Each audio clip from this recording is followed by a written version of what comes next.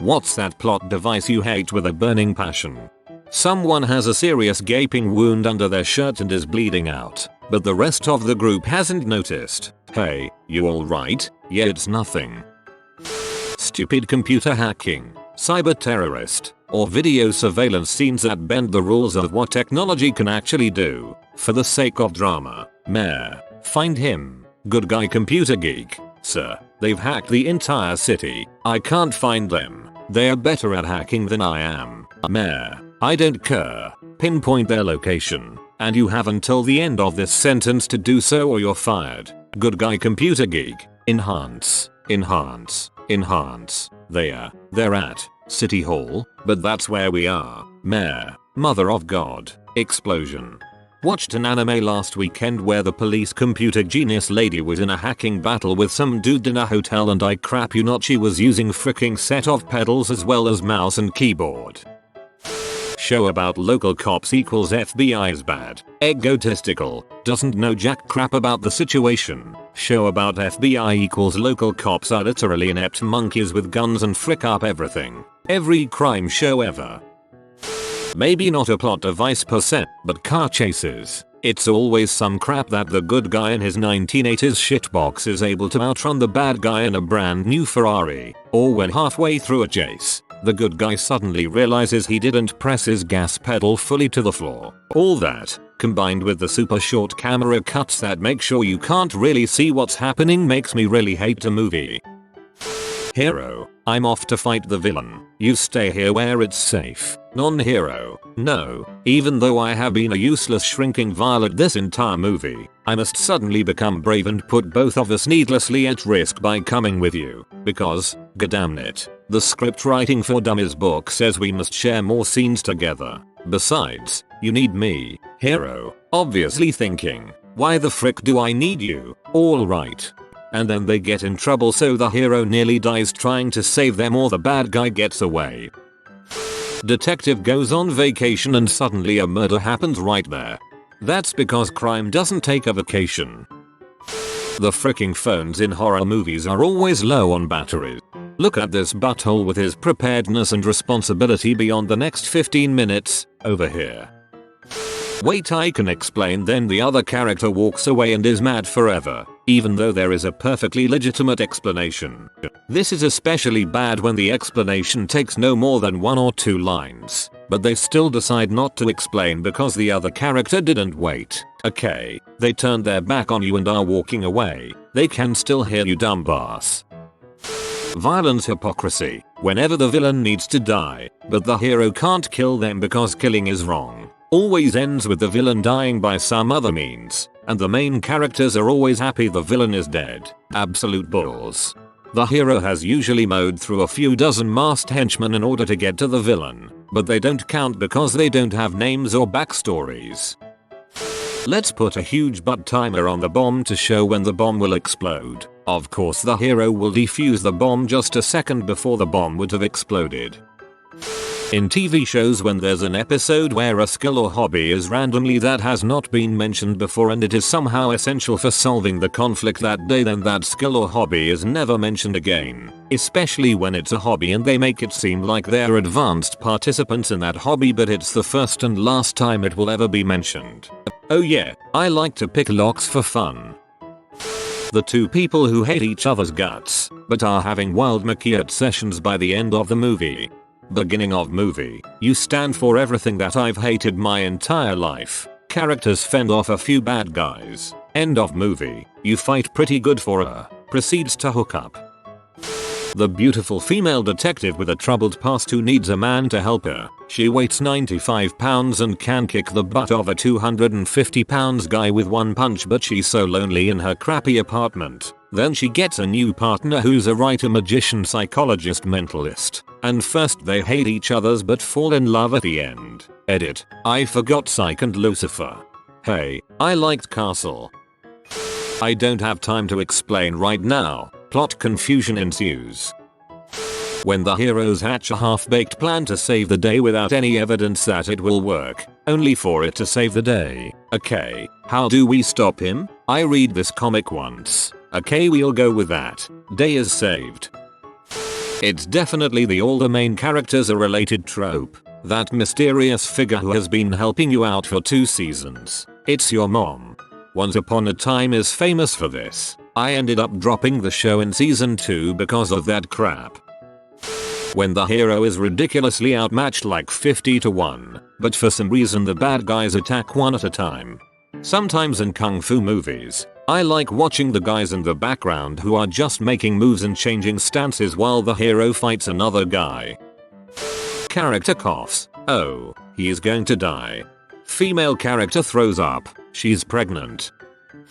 The following dialogue and its variations. Character. How long do you need to find hack fix this? Double quote. Faceless henchman. At least 5 hours. Character. You got half an hour. Let's go. Grinds my gears every time. Yeah, like I need this DNA sample analyzed right now. It takes 24 hours to analyze. We do not have 24 hours. Alrighty, I'll bend the rules of biology for you. And here's your sample. The balls of creating drama where there is none. Sure, there are others that come to mind that are bad, but this one boils me the most. Any issue that becomes a plot device that could easily be avoided by basic communication infuriates me and makes me think about writing off the whole show. Close runner-up is needless romances or, God forbid, love triangles. Miscommunication as drama. Horrible. Worst thing ever. Disgusting. Miscommunication as humor. Puts me in goddamn stitches. Enhance. Villains who have the protagonists at their mercy, but for some reason continually delay executing them so they can explain their evil plot in detail, allowing the audience to understand what happened and the heroes to devise a plan to escape. You sly dog, you got me monologuing.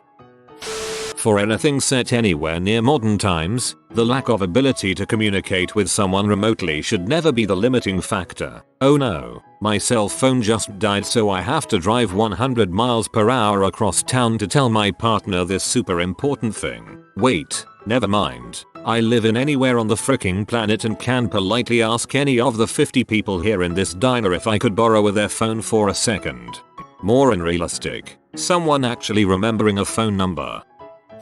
The oops, we didn't expect that added difficulty and cost that is used in every home improvement show. Well, do a freaking decent inspection and you would find most of those things. The oops, we didn't expect that added difficulty and cost. That's okay, because they still squeak under the $4.5 million budget. You know, because the husband is a hamster trainer and the wife is a stay-at-home astronaut. When a character's feelings toward another character change on a weekly whim depending on what the current plot requires. It's mostly used as dramas targeted at young adults. I'm looking at you, CW. Yeah, lack of character consistency and development really bugs me. The whole "it's not what it looks like" scenario. Like a girl will trip and land on a guy and they both fall. Cue the guy's GF coming in and thinking he is cheating and runs off before trying to find a logical explanation for what happened. Whenever a woman vomits, it's always because she is pregnant. Forced romance. Looking at you, Hobbit. The Hobbit was hot garbage for a lot of reasons and shoulder bean 2 films. When a character overhears something another person says without any context and flies off the handle, never actually saying what they heard, that would de-escalate the situation far too easily, just throwing murderous barbs and acting passive-aggressive, all in the effort to create more drama and conflict. Hard pass whenever a show does this. Okay, maybe, but I still like Shrek no matter what. When a character magically develops a new unseen power just at the right time to win. I understand that it may be visually appealing to see your favorite character go Super Saiyan, but to me, I enjoy knowing how someone has limitations but uses a strategy to overcome an obstacle. If someone's power ends up being limitless, it's hard to take anything seriously. Air superiority fighters attacking ground positions with guns. Pacific Rim was really bad at this. Someone was being mind controlled or was under the influence of a spell, so none of their actions in the story up to that point count.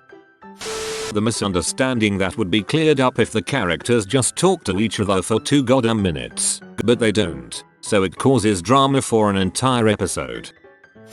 The main character of any superhero TV series losing one or both parents. It's just so repetitive and stale for me at this point. Also, every time the aforementioned protagonist is having trouble dealing with a bad guy, the former's peers encourage him, and then all of a sudden he's able to beat the bad guy. It's a little tiring. Unnecessary love triangles. Also random affairs. Two strong main characters want them to have a standoff insert affair with random co-star. Additionally, I cannot stand that third character having no redeeming qualities. They are placed into the story as a manipulative butthole for the female, sometimes male, character to be tricked. The "it was all a dream" trope. Or convenient time travel that somehow gets forgotten as soon as this one problem is solved.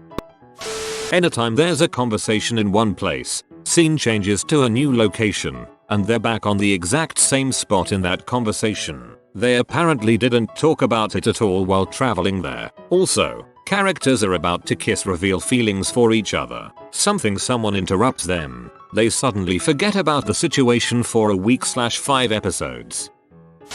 Detective, I have vital information for you. Can you meet me at such and such time and such place? Guaranteed that the guy with the information ends up dead in the next scene before he can pass on the information that he could have given on the phone. The gay best friend, who is very gay and does gay things and goes gay shopping and likes gay musicals, and he's very gay and we are so inclusive. Look, we added a gay guy. I hate this, especially being a gay person myself. These characters never have any depth, they are just a body to throw gay stereotypes at. If there is a boy and a girl, they don't have to kiss. Blade broke so much ground. Bull's fire physics in movies. Fire spreads from a candle hitting the floor like the place was covered in gas. Cars really don't explode all the time. It's actually very uncommon. If cars flipped into burning piles of shrapnel when a wheel popped, then no one would drive them. One shot kills. Constant one shot kills. I worked in a hospital. People are pretty freaking resilient to dying. One guy walked into the ER after getting shot in the forehead hunting. 1 or 2 instant deaths, sure. 30+ when it's just people getting winged. I like that John Wick mostly ignored the one shot kills trope. Shoot bad guy falls down. Put one in his head to make sure. The villain's uncountable army of faceless goons. They're only there to pad the story and make the heroes look tough. The villain will have exactly as many as necessary, right up until the heroes figure out how to save the day, and then the army will run out. It's just boring and lazy. And the heroes are allowed to kill those guys, but when it comes to the main villain they must show him mercy or they turn into killers in the name of justice. You have to trust me. Yes, I trust you. Even though you kidnapped me, forced me into this plan against my will, and did nothing to explain why we're here or who you are. People not communicating for no logical reason. Hey, I really like you. Roll credits. Hey, I thought I heard a noise. Let's alert command. Then take the squad and check it out. Going alone would be stupid. Short burst of gunfire. Roll credits. Why don't you and your mom go out for brunch? She makes me uncomfortable, and after a tough week I just want to relax and do some fishing. Or I could fake my own death. Just kidding. Thanks for being so understanding. Roll credits. Perhaps you'd like to explain why you're shirtless at the hot yoga teacher neighbor's house before I leave the country heartbroken. Oh, she's a lesbian, and the garbage disposal you went over to fix for her sprayed rotten avocado all over your shirt. Who would have thought? So what movie did you want to see later? Unrealistic shower sex scene. Roll credits. When a horror director is so unoriginal with actual, scary plots, she relies purely on gore and gross butt crap for scare tactics. I don't find that crap scary. I find it unnecessary and gross. Or when a director uses startling for scaring. Killing off major characters for shock value, then bringing them back to life so the plot goes on like it never even happened. On a similar note, creating false tension and drama by making it look like a character died when the audience knows there's no way they're really dead. Like Aragorn falling off the cliff in Two Towers. We know he's not dead. The third one is called Return of the King. For frick's sake. If all you know is the title, it could be any king. Or even an undead Aragorn. This cat is shocked that you haven't liked this video yet. Like it fast so they can calm down. If you are new to the channel, you can subscribe. I publish new videos every day. Until then, check another video, or don't. Either way, have a great day you magnificent people.